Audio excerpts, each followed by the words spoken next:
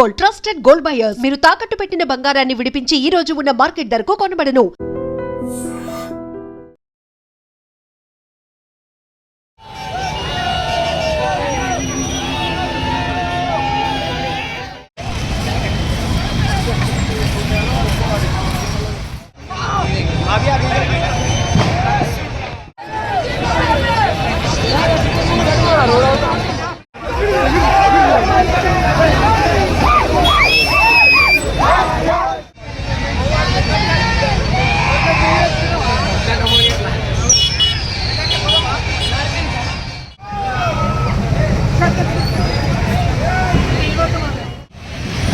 ఇక్కడే ఉన్నారు sir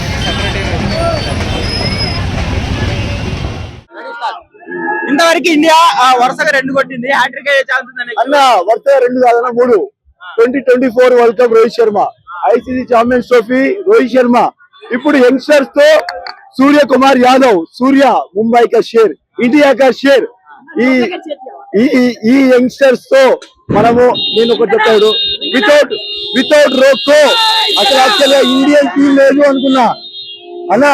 without roko Indian team లేదు అనుకున్నా, కానీ దాన్ని గెలిచి చూపించిండు సూర్య కుమార్ యాదవ్. భారత్ మాతా కి జై, భారత్ మాతా కి జై. అన్న ఎలా అనిపిస్తుంది? ఇండియా గెలిచింది, back to back world cups. Match మొత్తం దద్దరిల్లిపోయింది. బాయ్ మ్యాచ్ కాదు బాయ్, ఒక్క మ్యాచ్ కాదు, ఆల్ ఓవర్ ఇండియా పాకిస్తాన్ ఇచ్చి ఓడేస్తుంది.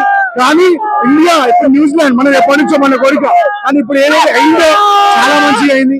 సేమ్ అలాగే అవుతుంది. జై అలా అనిపిస్తున్నా బ్రదర్.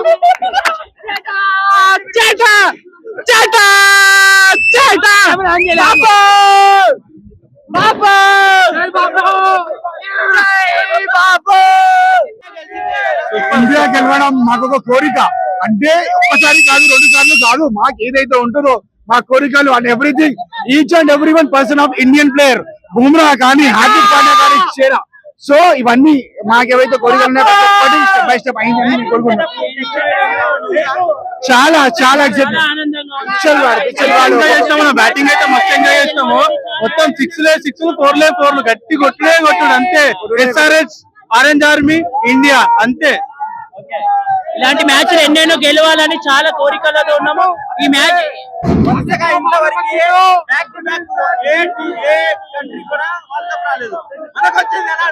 సో ఆనందంగా ఉంది. మన ఇండియా అంటే గర్వపడేలా చూపించారు. ప్రతి ఒక్క కంట్రీకి మన ఇండియా భయపడేలా చూపించింది. ఇది మన ఇండియా. సో ఇండియా అనేది చిన్న మాట కాదు, ఇండియా అంటే ఇండియా. ఒక్కసారి స్టాంప్ పడిందా,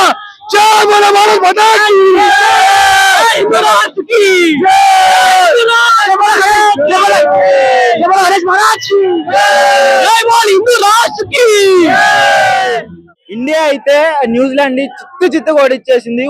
ఊర కొట్టుడు బ్యాటింగ్ లోను, బౌలింగ్ లో న్యూజిలాండ్ బౌలర్లకి చుక్కలు చూపించింది. సో అసలు విన్నింగ్ మూమెంట్ ఉంది ఇక్కడ. రచ్చ అయిపోతుంది. పోలీసుల మాట కూడా అస్సలు వినడం లేదు. అలా ఎలా అనిపిస్తుంది? మస్తు సంతోషం.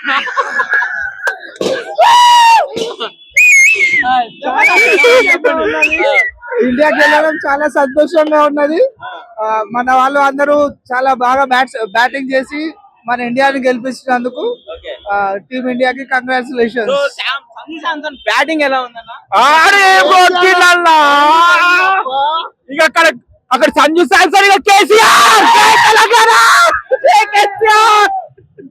ఓకే, సో మ్యాచ్ మాత్రం ఇక్కడ గందరగోళం ఉంది. ఇక్కడ మూమెంట్ అలా ఉంది చెప్పండి. ఇక్కడ అయితే పోలీసు వాళ్ళు అయితే మస్తు దాస్తారు, ఎంజాయ్ ఇస్తలేరు. లాఠీలు తీసుకొని ఎమ్మడే పడుతున్నారు. అది ఎమ్మడి కూడా అట్లా ఓకే, సో ఇది ఇక్కడ పరిస్థితి. రచ్చ అయిపోతుంది ట్రైన్. అసలు గ్యాంగులు మొత్తము. ఓకే, సో మూమెంట్ అయితే మామూలుగా లేదు. నేను మాట్లాడాల పోలీసులు అయితే లాఠీలు పట్టుకొని ఎవరు భారత్ మాతా కి జై, Ganapati Bappa. Okay, so nice. So అందరూ ఫుల్ ఎంజాయ్ చేస్తున్నారు. గందరగోళం అయిపోతుంది ఇక్కడ. సో అన్న బ్రో ఎలా అనిపిస్తుంది ఇండియా గెలవడం? చాలా ఆనందంగా ఉంది బ్రో. ఇప్పుడు ఇండియా మ్యాచ్ గెలిచింది.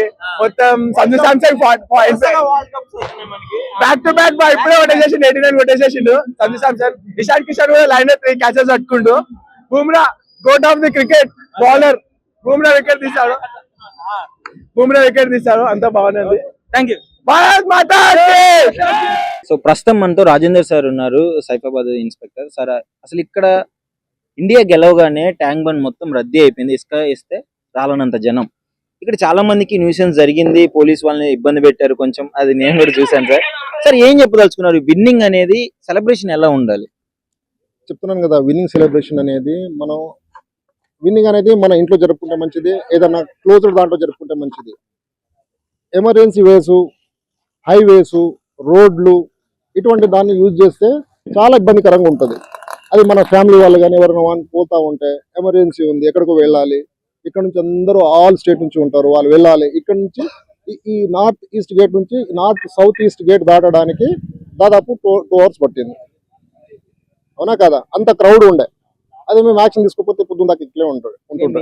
ఒక అతను అంటే ఎవరో ఛాలెంజ్ చేస్తున్నారు పోలీస్ వాళ్ళతో, ఏం చేస్తాడో చేస్తాను, నేను చూస్తాను, ఏం భయపడాలా, ఇలాంటివన్నీ చెప్పలేం కదా. అదే చెప్తున్నాను కదా, చదువుకున్న వాళ్ళు మాట్లాడే పద్ధతి కాదు అది.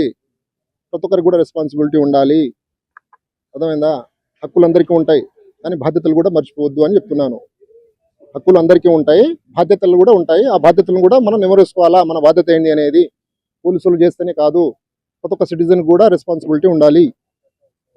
సో ఫైనల్లీ ఇప్పుడు కొంచెం రష్ అయింది, గందరగోళం అయిపోయింది, బట్ ఇండియా గెలిచింది. సో ఆ హ్యాపీనెస్ ఎలా ఉంది సార్? ఇండియా గెలిచింది హ్యాపీనెస్ అంటే, నేను కూడా 250 స్కోర్ ఎప్పుడైతే అయిపోయిందో ఇక మాకు ఈరోజు గట్టిగా ఉంటుంది అనుకున్నాను, అదే విధంగా అయింది. బట్ ఏంటంటే ఇక ఉంటది, బట్ ప్యూర్లీ డామినేషన్ గేమ్ అయిపోయింది, ఇండియా ఈజీగా గెలుస్తుందని అర్థమైపోయింది కాబట్టి ఇంత రష్ ఉంది కదా. సార్ ఇంకో క్వశ్చన్ అంటే, మీరు డ్యూటీ చేయాలి యాజ్ ఏ ఇండియన్ గా, హ్యాపీనెస్ అంటే ఎలా బ్యాలెన్స్ అయింది సార్? ఇక్కడ డ్యూటీ చేసుకుంటే మర్చిపోయి ఉంటారు నాకు తెలిసి, ఇండియా గెలిచింది వీళ్ళని కంట్రోల్ చేయడమే పనిగా పెట్టుకున్నారు. లేదు అట్లేం లేదు, మాకు కూడా ఉంటది. మేము కూడా పోలీస్ వాళ్ళం అంటే ఎక్కడి నుంచో ఊడిపడం కదా, మేము కూడా మనుషులమే కదా, మాకు కూడా ఎంజాయ్మెంట్స్ అంటే చేయాలి ఉంటది, బట్ చేయలేకపోతాం. ఓకేనా, పబ్లిక్ ఆనందం మా ఆనందం అనుకుంటాం, కానీ ఆ ఆనందము హద్దులు దాటొద్దని అనుకుంటాం. బీర్ బాటిల్స్ కూడా ఎక్కడ పడితే అక్కడ ఉన్నాయి సార్ రోడ్డు మీద. నేను చెప్తున్నాను కదా, నేను చెప్పేది అదే కదా, ప్రతి ఒక్కరు కూడా రెస్పాన్సిబిలిటీ ఉండాలి, బాధ్యత ఉండాలి అని అంటున్నాను. అందుకోసమే అన్ని పోలీస్ వాళ్ళు కంట్రోల్ చేయాలంటే కాదు, ప్రతి ఒక్కరు కూడా నా సిటీ మంచిగా ఉంచుకోవాలా.